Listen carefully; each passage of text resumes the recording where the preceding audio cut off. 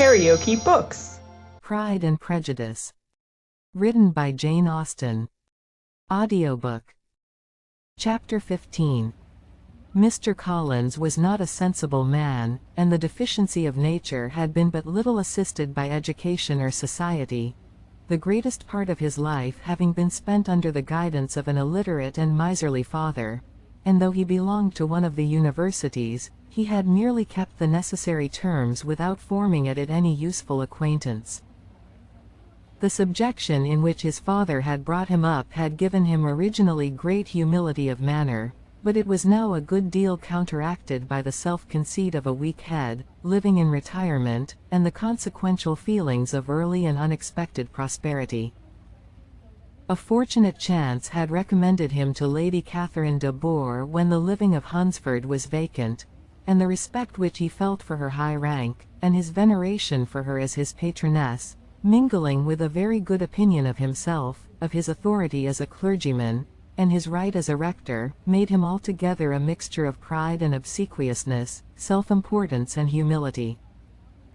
Having now a good house and a very sufficient income, he intended to marry, and in seeking a reconciliation with the Longbourn family he had a wife in view, as he meant to choose one of the daughters, if he found them as handsome and amiable as they were represented by common report.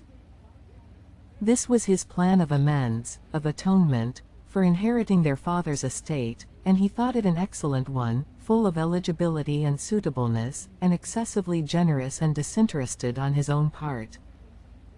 His plan did not vary on seeing them. Miss Bennet's lovely face confirmed his views, and established all his strictest notions of what was due to seniority, and for the first evening she was his settled choice. The next morning, however, made an alteration, for in a quarter of an hour's tete-a-tete with Mrs. Bennet before breakfast, a conversation beginning with his parsonage house, and leading naturally to the avowal of his hopes, that a mistress for it might be found at Longbourn, produced from her, amid very complaisant smiles and general encouragement, a caution against the very Jane he had fixed on. As to her younger daughters, she could not take upon her to say, she could not positively answer, but she did not know of any prepossession. Her eldest daughter she must just mention, she felt it incumbent on her to hint, was likely to be very soon engaged. Mr. Collins had only to change from Jane to Elizabeth, and it was soon done while Mrs. Bennet was stirring the fire. Elizabeth, equally next to Jane in birth and beauty, succeeded her of course. Mrs. Bennet treasured up the hint, and trusted that she might soon have 2 daughters married, and the man whom she could not bear to speak of the day before, was now high in her good graces. Lydia's intention of walking to Meryton was not forgotten. Every sister except Mary agreed to go with her, and Mr. Collins was to attend them, at the request of Mr. Bennet, who was most anxious to get rid of him, and have his library to himself, for thither Mr. Collins had followed him after breakfast, and there he would continue, nominally engaged with one of the largest folios in the collection, but really talking to Mr. Bennet, with little cessation, of his house and garden at Hunsford. Such doings discomposed Mr. Bennet exceedingly. In his library he had been always sure of leisure and tranquillity, and though prepared, as he told Elizabeth, to meet with folly and conceit in every other room in the house, he was used to be free from them there. His civility, therefore, was most prompt in inviting Mr. Collins to join his daughters in their walk, and Mr. Collins, being in fact much better fitted for a walker than a reader, was extremely well pleased to close his large book, and go. In pompous nothings on his side, and civil assents on that of his cousins, their time passed till they entered Meryton. The attention of the younger ones was then no longer to be gained by him. Their eyes were immediately wandering up the street in quest of the officers, and nothing less than a very smart bonnet, indeed, or a really new muslin in a shop window, could recall them. But the attention of every lady was soon caught by a young man, whom they had never seen before, of most gentlemanlike appearance, walking with an officer on the other side of the way. The officer was the very Mr. Denny concerning whose return from London Lydia came to inquire, and he bowed as they passed.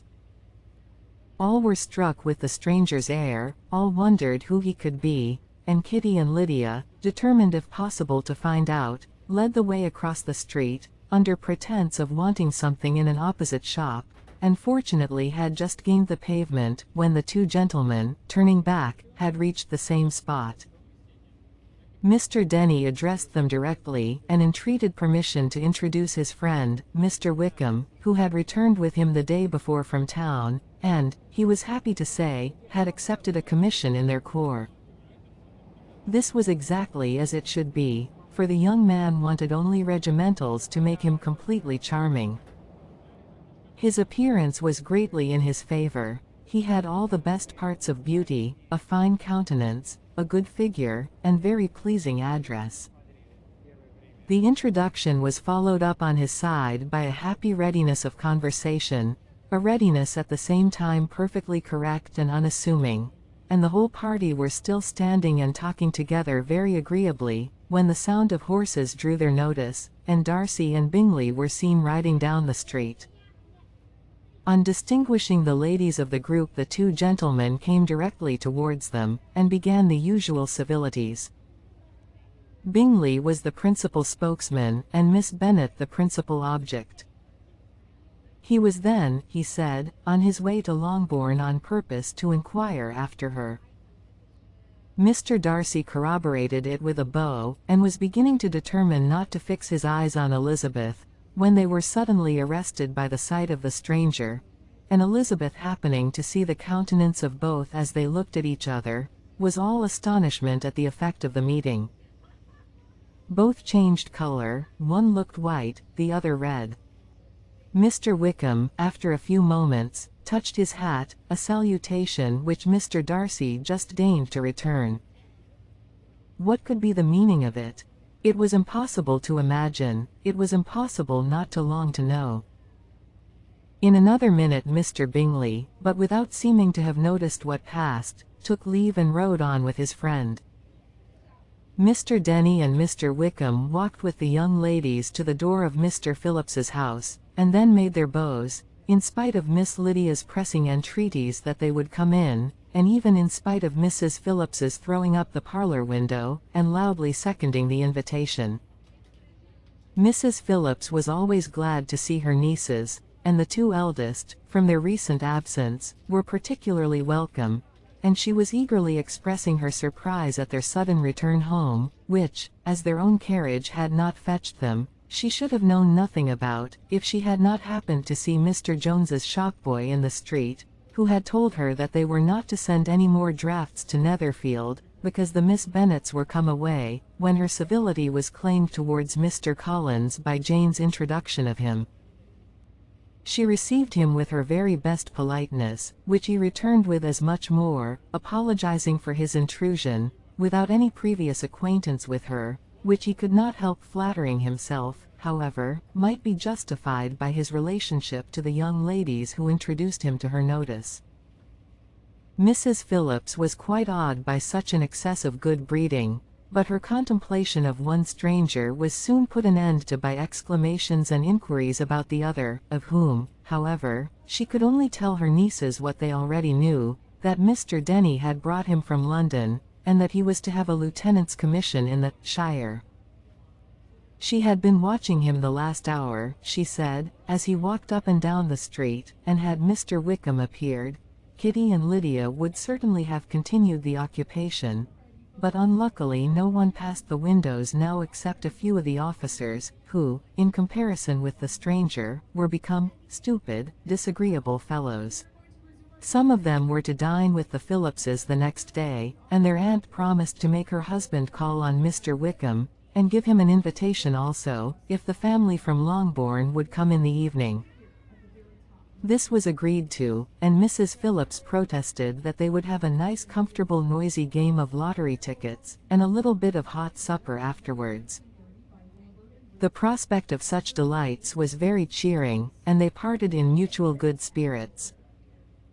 Mr. Collins repeated his apologies in quitting the room, and was assured, with unwearying civility, that they were perfectly needless. As they walked home, Elizabeth related to Jane what she had seen pass between the two gentlemen, but though Jane would have defended either or both, had they appeared to be wrong, she could no more explain such behavior than her sister. Mr. Collins on his return highly gratified Mrs. Bennet by admiring Mrs. Phillips's manners and politeness. He protested that, except Lady Catherine and her daughter, he had never seen a more elegant woman, for she had not only received him with the utmost civility, but had even pointedly included him in her invitation for the next evening, although utterly unknown to her before. Something, he supposed, might be attributed to his connection with them, but yet he had never met with so much attention in the whole course of his life. If you liked what you heard, please subscribe to the channel.